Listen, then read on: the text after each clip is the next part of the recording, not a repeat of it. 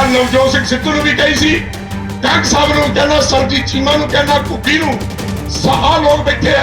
ਸਲੀਨਾ ਜੀ ਤੁਸੀਂ ਸਾਰੇ ਇਕੱਠੇ ਹੋ ਕੇ ਆਪਣੀ ਪਾਰਟੀ ਬਣਾਓ, 117 ਸੀਟਾਂ ਤੇ ਲੜੋ। ਮੈਂ ਤੁਹਾਨੂੰ ਸ਼ਰਤ ਲਾ ਕੇ ਕਹਿਣਾ, ਖੁਦਾ ਦੀ ਆਵਾਜ਼ ਹੈ, ਜੇ ਇੱਕ ਵੀ ਸੀਟ ਸਰਕਾਰਾਂ ਲੈ ਜਾਣ ਤਾਂ ਮੇਰੇ ਮੂੰਹ ਤੇ ਥੁੱਕ ਦੇ। 52 ਲੱਖ ਕਰੋੜ ਜਿਹੜੀ ਇਨਕਮ ਹੁੰਦੀ, ਪੈਸਾ ਜਾਂਦਾ ਕਿੱਥੇ ਹੈ? ਪੁੱਛੋ ਜਿਹੜਾ ਤੁਸੀਂ ਵੋਟਾਂ ਪਾਉਂਦੇ। ਆਪਣਾ ਪੰਜਾਬ ਜਗਾਉਣਾ, ਜੋ ਡਿਊਟੀ ਮੇਰੀ ਲੱਗੀ ਹੈ ਗੁਰੂ ਘਰ ਵੱਲੋਂ, ਮਾਂ ਮੇਰੀ ਹੈ, ਭੈਣ ਮੇਰੀ ਹੈ, ਧੀ ਮੇਰੀ ਹੈ, ਬਜ਼ੁਰਗ ਮੇਰੇ, ਮੈਂ ਆਪਣਾ ਲੀਡਰ ਲੱਭੂ, ਤੁਸੀਂ ਲੱਭਣਾ, ਲਿਆਓ ਨੂੰ ਅੱਗੇ ਤੋਰੋ।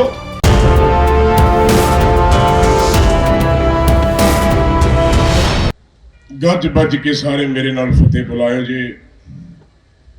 ਅੰਤਰ ਧਿਆਨ ਹੋ ਕੇ ਆਪਣੀ ਰੂਹ ਨੂੰ ਅਕਾਲ ਪੁਰਖ ਨਾਲ ਜੋੜਿਓ, ਅੱਖਾਂ ਬੰਦ ਕਰਿਓ ਤੇ ਮਹਾਨ ਸ਼ਖਸੀਅਤ ਦਾ ਨਾਮ ਲੈਣ ਲੱਗਿਆ। ਮੇਰੇ ਪਿਤਾ ਜੀ ਯੋਗਰਾਜ ਸਿੰਘ ਸਪੁੱਤਰ ਸ਼ਹੀਦ ਬਾਬਾ ਦੀਪ ਸਿੰਘ ਜੀ ਦੀ ਫਤਿਹ ਸਾਰੇ ਕਬੂਲ ਕਰਿਓ।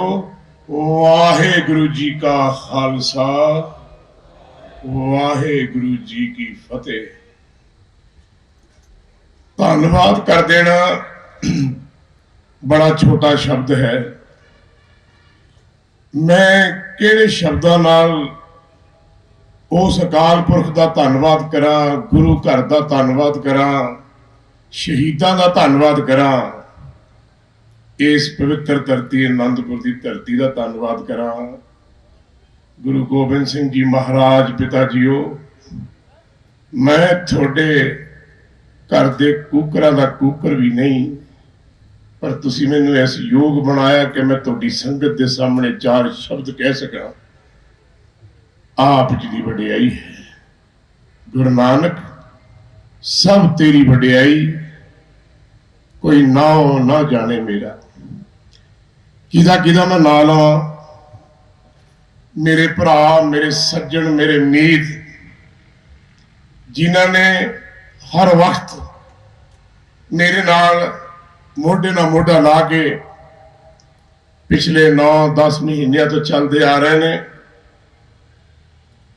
ਇੰਨਾ ਪਿਆਰ, ਇੰਨਾ ਸਤਿਕਾਰ, ਇੰਨਾ ਮਾਣ ਦਿੱਤਾ ਹੈ ਜਿਹਦੇ ਮੈਂ ਯੋਗ ਤਾਂ ਨਹੀਂ, ਪਰ ਤੁਹਾਡੇ ਚਰਨਾਂ ਵਿੱਚ ਮੇਰਾ ਸਿਰ ਝੁਕਦਾ। ਤੁਹਾਡਾ ਬਹੁਤ ਬਹੁਤ ਬਹੁਤ ਧੰਨਵਾਦ। ਤੁਸੀਂ ਇਸ ਗਰੀਬ ਨੂੰ ਇਸ ਯੋਗ ਸਮਝਿਆ ਕਿ ਮੈਂ ਅਕਾਲ ਪੁਰਖ ਦੀ ਸਾਜੀ ਵਾਜੀ ਨਵਾਜੀ, ਇਹ ਜਿਹੜੀ ਜਨਤਾ ਹੈ, ਫੌਜ ਹੈ, ਗੁਰੂ ਦਾ ਲਾਲ, ਗੁਰੂ ਦੇ ਪਿਆਰੇ, ਗੁਰੂ ਦੇ ਸੱਜਣ, ਉਹਨਾਂ ਦੇ ਮੂਹਰੇ ਖੜ ਕੇ ਕੁਝ ਕਹਿ ਸਕਾਂ। ਮੈਂ ਕੁਝ ਨਹੀਂ ਕਰ ਰਿਹਾ, ਸਿਰਫ ਗੁਰੂ ਘਰ ਦਾ ਹੋਕਾ ਦੇ ਰਿਹਾ। ਨਾ ਮੈਂ ਕੋਈ ਲੀਡਰ ਹਾਂ, ਨਾ ਮੈਂ ਕੋਈ ਇਲੈਕਸ਼ਨਾਂ ਲੜਨੀ ਹੈ, ਨਾ ਮੈਨੂੰ ਕੋਈ ਕੁਰਸੀ ਚਾਹੀਦੀ ਹੈ। ਮੈਨੂੰ ਸਿਰਫ ਗੁਰੂ ਘਰ ਤਾਲਾ ਸਾਹਿਬ ਤੋਂ ਬਾਬਾ ਦਰਸ਼ਨ ਸਿੰਘ ਜੀ ਨੇ ਥਾਪੜਾ ਦੇ ਕੇ ਤੋਰਿਆ ਔਰ ਕਿਹਾ ਸੀ ਕਿ ਗੁਰੂ ਘਰ ਨੇ ਪੁੱਤਰਾ ਤੇ ਤੋਂ ਬਹੁਤ ਅਜੇ ਸੇਵਾਵਾਂ ਲੈਣੀਆਂ ਨੇ, ਪੰਜਾਬ ਦੀ ਧਰਤੀ ਦਾ ਬੋਝ ਵੀ ਤੈਨੂੰ ਚੱਲਣਾ ਪੈਣਾ ਹੈ। ਮੈਂ ਉਹ ਆਸ਼ੀਰਵਾਦ ਲੈ ਕੇ, ਥਾਪੜਾ ਲੈ ਕੇ ਤੁਹਾਡੇ ਲੋਕਾਂ ਦੇ ਵਿੱਚ ਵਿਚਰਦਾ ਰਿਹਾ। 9-10 ਮਹੀਨੇ ਹੋ ਗਏ। ਮੇਰੇ ਘਰ ਦੇ ਵੀ ਮੈਨੂੰ ਸਵਾਲ ਪੁੱਛਦੇ ਆ, ਦੋਸਤ ਵੀ ਸਵਾਲ ਪੁੱਛਦੇ ਆ, ਰਿਸ਼ਤੇਦਾਰ ਵੀ ਪੁੱਛਦੇ ਆ, ਇਸ ਉਮਰੇ ਤੂੰ ਕਰਦਾ ਕੀ ਫਿਰਦਾ? ਤੈਨੂੰ ਰੱਬ ਨੇ ਸਾਰਾ ਕੁਝ ਦਿੱਤਾ, ਬੜੀ ਸੋਹਣੀ ਤੇਰੀ ਜ਼ਿੰਦਗੀ ਹੈ, ਤੂੰ ਕੀ ਸਿਆਪਾ ਗਲ ਪਾਇਆ? ਮੈਂ ਕਿਹਾ ਸਿਆਪਾ ਨਹੀਂ, ਇਹ ਪੰਜਾਬ ਦੀ ਧਰਤੀ ਦੀ ਉਹ ਖੁਸ਼ਬੂ ਹੈ ਜਿਹੜੀ ਮੇਰੇ ਗੁਰੂਆਂ ਪੀਰਾਂ ਨੇ, ਅਕਾਲ ਪੁਰਖ ਮਹਾਕਾਲ ਨੇ, ਰਿਸ਼ੀਆਂ ਮੁਨੀਆਂ ਨੇ ਸਾਜੀ ਨਵਾਜੀ ਹੈ। ਤੇ ਮੈਂ ਇਸ ਧਰਤੀ ਦਾ ਇੱਕ ਛੋਟਾ ਜਿਹਾ ਜ਼ਰਰਾ, ਔਰ ਉਸ ਜ਼ਰਰੇ ਨੂੰ ਉਸ ਅਕਾਲ ਪੁਰਖ ਨੇ ਐਡਾ ਵੱਡਾ ਬਣਾਤਾ कि जब तक मैं बिका ना था कोई पूछता ना था, जब तक मैं बिका ना था कोई पूछता ना था। हे अकाल पुरख, तूने खरीद के मुझे अनमोल बना दिया। जड़ नहीं पट्टी गई, ठीक है गल, जड़ नहीं पट्टी गई।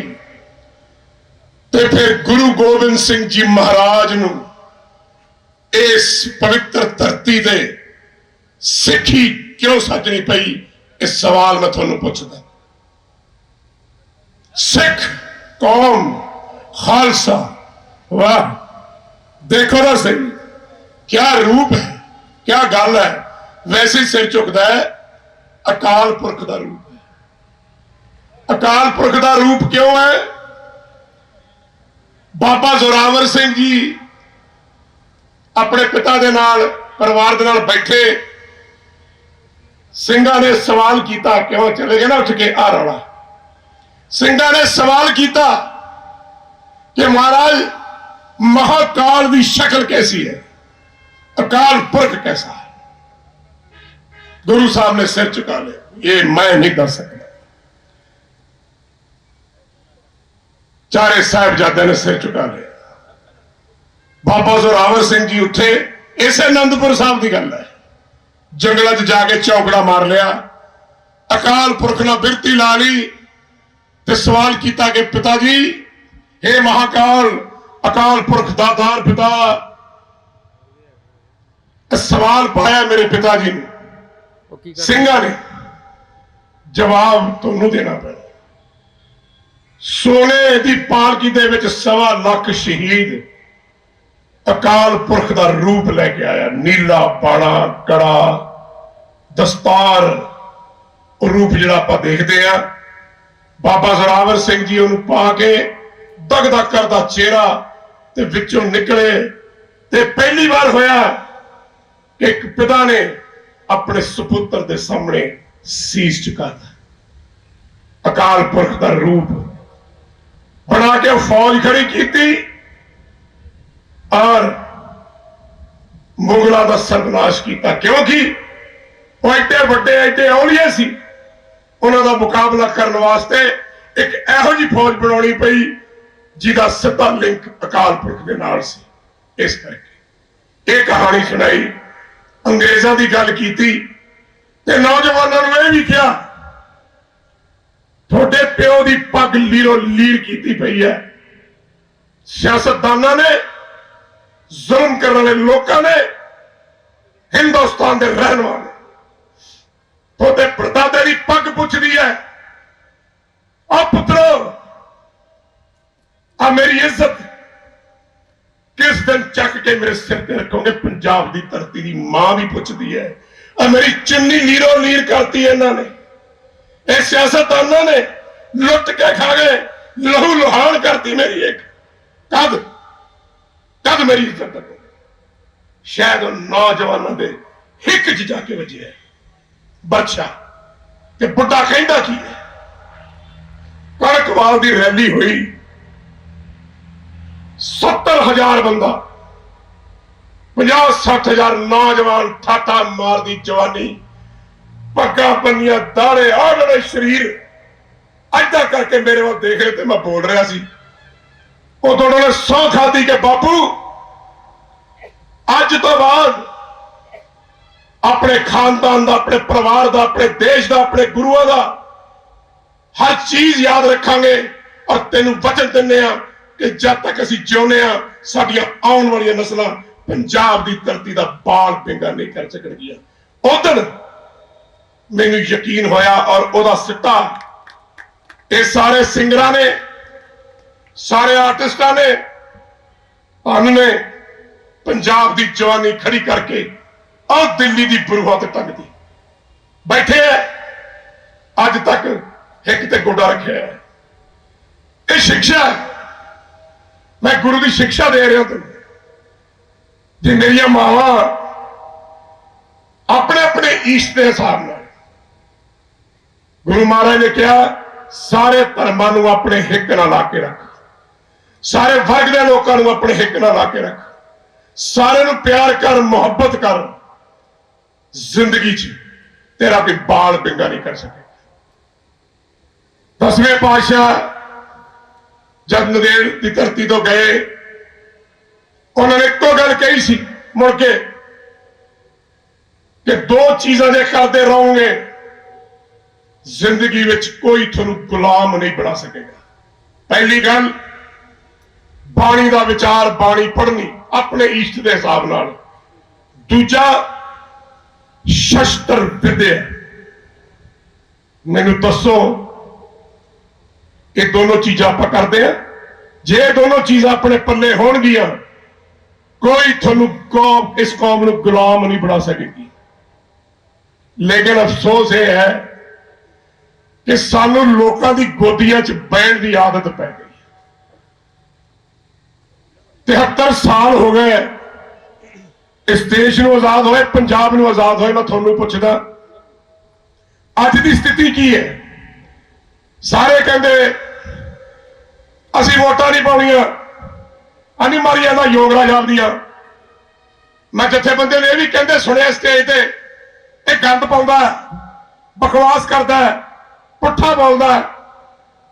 मैं कहा जी मैं तो कोई यही गल नहीं की, पर मैं थोनू पूछना चाहना मैं की माड़ा क्या है?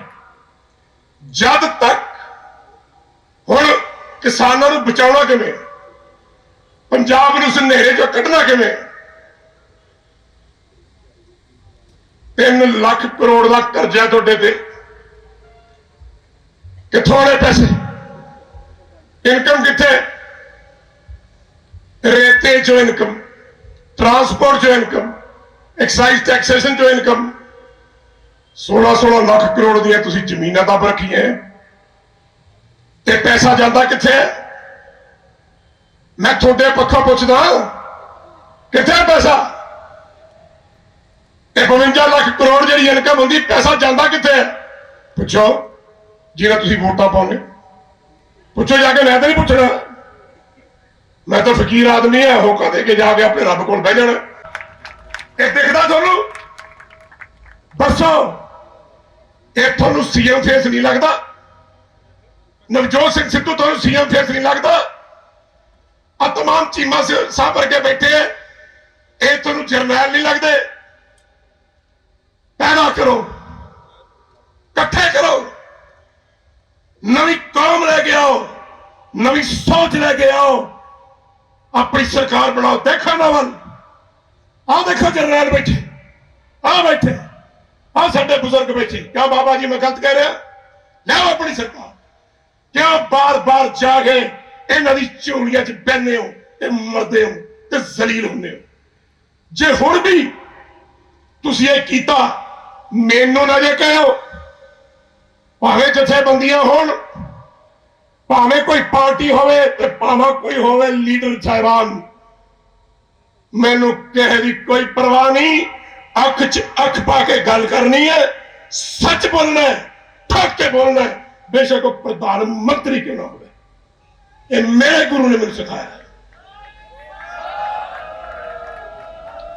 इस करके मैं थोड़ा कह के चले, अज नवी सोच आ साडे मुलाजम बैठे ने, मैं इन्हां दी गल करनी। आखा जी रिश्वत बहुत लेंदे, फलाना बहुत करते, और तुसीं इन्हां दी तनख्वाहां 40-40, 50-50 हज़ार कर रखी है।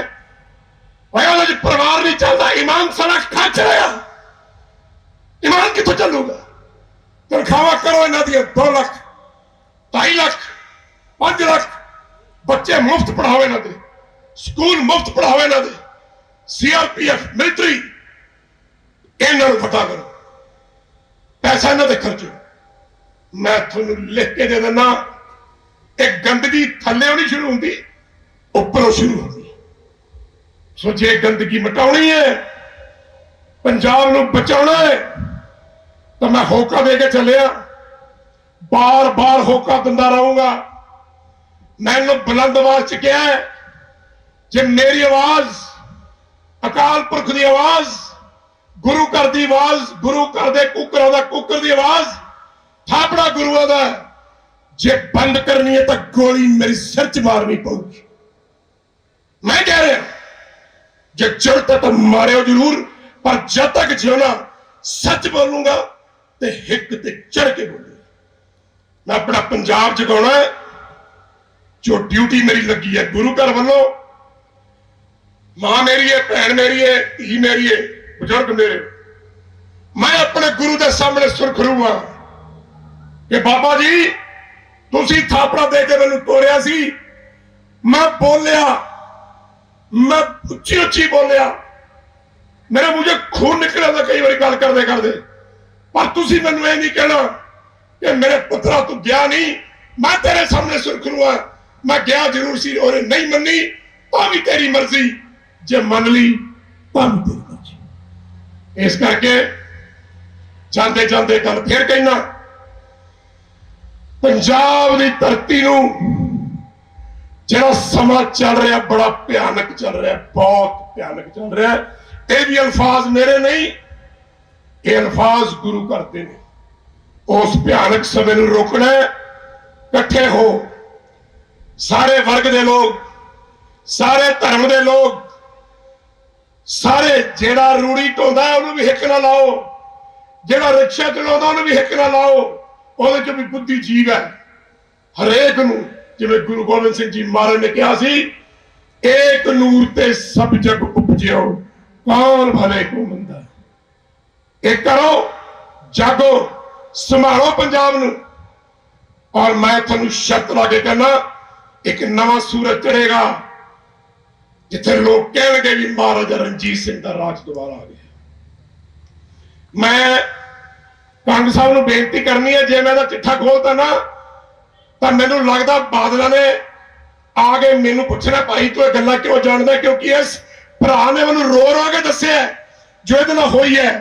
ਤੇ ਜੇ ਇਹਨਾਂ ਨੇ ਪੁੱਤ ਕਿਹਾ ਇਹਨੂੰ, ਉਹ ਪੁੱਤ ਨੂੰ ਸੂਲੀ ਚੜਾ ਸਕਦੇ ਆ, ਤਾਂ ਤੁਹਾਡੀ ਕੀ ਤੇ ਮੇਰੀ ਕੀ ਔਕਾਤ ਹੈ। ਕੰਗ ਸਾਹਿਬ 2 ਮਿੰਟ ਬੋਲੋ, 5 ਮਿੰਟ ਬੋਲੋ, ਆ ਕੇ ਬੋਲੋ ਜ਼ਰੂਰ। ਨਵਜੋਤ ਸਿੰਘ ਸਿੱਧੂ ਤੋਂ ਬਾਅਦ ਅੱਜ ਇੱਕ ਦੂਜਾ ਚਿਹਰਾ ਦੇਣਾ, ਇਹਦਾ ਨਾਂ ਕਿਰਨਵੀਰ ਸਿੰਘ ਕੰਗ।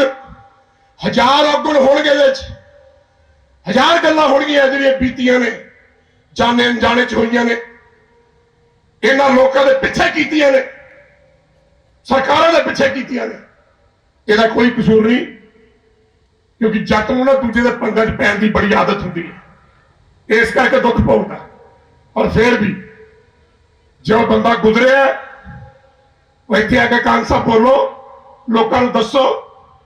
ਔਰ ਮੈਂ ਕੱਲ ਜ਼ਰੂਰ ਕਹਿਣਾ ਚਾਹੁੰਦਾ, ਮੈਂ ਤੁਹਾਨੂੰ 117 ਬੰਦਿਆਂ ਦੀ ਲਿਸਟ ਦੇ ਸਕਦਾ। ਘੁੱਗੀ ਸਾਡਾ ਜਰਨੈਲ, ਪ੍ਰਗਟ ਸਿੰਘ ਸਾਡਾ ਜਰਨੈਲ, ਲੱਖਾ ਸਧਾਣਾ ਸਾਡਾ ਜਰਨੈਲ, ਸਰਬਜੀਤ ਚੀਮਾ ਸਾਡਾ ਜਰਨੈਲ, ਹੋਰ ਗਣਾਵਾ ਕਿੰਨੇ, ਤੁਸੀਂ ਜਰਨੈਲ। ਆਪਣੇ ਆਪਣੇ ਇਲਾਕੇ ਚੋਂ ਬੰਦਾ ਕੱਢੋ, ਸਾਰੇ ਨੇ ਸੀਐਮ ਤਾਂ ਨਹੀਂ ਬਣਨਾ। ਰਾਤ ਨੂੰ ਸੌ ਜਾਂਦੇ ਅੱਖ ਮੀਟ ਕੇ, ਤੇ ਸੁਪਨਾ ਆਉਂਦਾ ਟੂ ਟੂ, ਗੱਡੀ ਚੱਲਦੀ ਹੈ, ਜਿਪਸੀਆਂ ਅੱਗੇ ਪਿੱਛੇ, ਨੋਟ ਗਿਰ ਰਹੇ ਹੈ, ਲੋਕਾਂ ਦੇ ਛਿੱਤਰ ਮਾਰ ਰਹੇ ਹੈ, ਸਵੇਰ ਨੂੰ ਪਾਸਾ ਲੈ ਕੇ ਡਿੱਗਦਾ ਤੇ ਜਾਗ ਖੁੱਲ ਜਾਂਦੀ, ਹੋਇਆ ਕੀ ਆਹ ਹਾਲ ਹੈ ਸਾਰਿਆਂ ਦਾ। ਇਸ ਕਰਕੇ ਪਿਆਰਿਓ, ਆਪਣਾ ਲੀਡਰ ਲੱਭੋ, ਤੁਸੀਂ ਲੱਭਣਾ, ਲਿਆਓ ਨੂੰ ਅੱਗੇ ਤੋਰੋ, ਕਿ ਤੈਨੂੰ ਲੋੜ ਪੰਜਾਬ ਦੀ ਹੋਵੇ ਨਾ ਹੋਵੇ, ਪੰਜਾਬ ਦੇ ਲੋਕਾਂ ਨੂੰ ਤੇ ਪੰਜਾਬ ਦੀ ਧਰਤੀ ਨੂੰ ਲੋੜ ਹੈ ਤੇਰੀ ਨਿਗਲਵਾਰ। ਮੈਂ ਕੱਲ ਨਵਜੋਤ ਸਿੰਘ ਸਿੱਧੂ ਨੂੰ ਵੀ ਕਹੀ ਸੀ, ਕੰਗ ਸਾਹਿਬ ਨੂੰ ਕਹਿਣਾ, ਸਰਬਜੀਤ ਚੀਮਾ ਨੂੰ ਕਹਿਣਾ, ਘੁੱਗੀ ਨੂੰ, ਆਹ ਲੋਕ ਬੈਠੇ ਆ, ਸਲੀਨਾ ਜੀ, ਤੁਸੀਂ ਸਾਰੇ ਇਕੱਠੇ ਹੋ ਕੇ ਆਪਣੀ ਪਾਰਟੀ ਬਣਾਓ, 117 ਸੀਟਾਂ ਤੇ ਲੜੋ। ਮੈਂ ਤੁਹਾਨੂੰ ਸ਼ਰਤ ਲਾ ਕੇ ਕਹਿਣਾ, ਖੁਦਾ ਦੀ ਆਵਾਜ਼ ਹੈ, ਜੇ ਇੱਕ ਵੀ ਸੀਟ ਸਰਕਾਰਾਂ ਲੈ ਜਾਣ ਤਾਂ ਮੇਰੇ ਮੂੰਹ ਤੇ ਥੁੱਕ ਦਿਓ ਜੀ।